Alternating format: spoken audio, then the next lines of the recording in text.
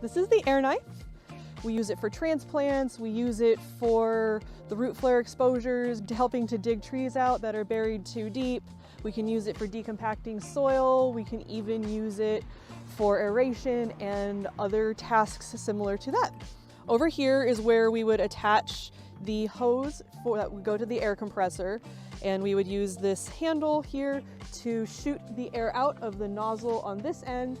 This lovely little flare helps us control where the dirt is going. We can move it up and down whenever we like. And this can get moved to either side, so that way if you're a lefty or righty, you can help control it. And that is our wonderful air knife.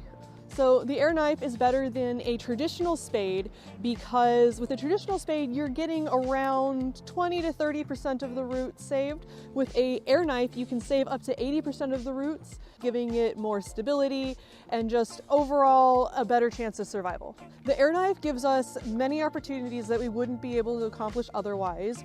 We are able to expose the root flares, which can be dangerous, especially on a tree that's buried way too deep. There's a lot of fibrous roots that, if done with a traditional digging method, you can just destroy a lot of important roots without knowing what you're digging at.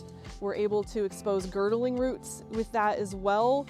One of the best things that you can do to try to get a visual representation on whether or not your tree might be girdled is to look at the leaves. So this guy right here, you can come and look, starts out having fairly large sized leaves, and then they just get smaller and smaller as they grow. Everywhere you look, the leaves come in small. They'll even come in over here. They're starting to come in wrinkled. They'll come in curled sometimes. If you've noticed, all of these leaves seem somewhat stressed. They're not flat leaves.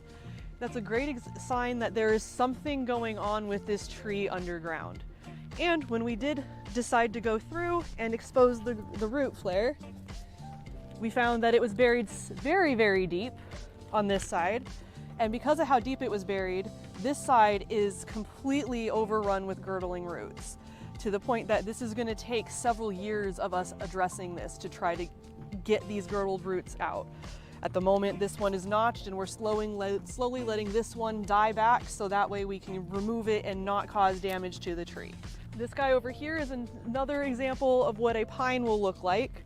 These needles here, you can see it's got very long, beautiful needles. But if you look farther up, its newest growth is very short and stubby. That is another example of what a girdled tree will look like. Having a tool like the air knife in a nursery, it is very essential. We have many trees that have been here for quite some time that the only way to get them out of here is by using the air knife. We have one over here where trying to get a 90-inch or 120-inch spade, they're just too big. It'll take too much roots and it'll kill them.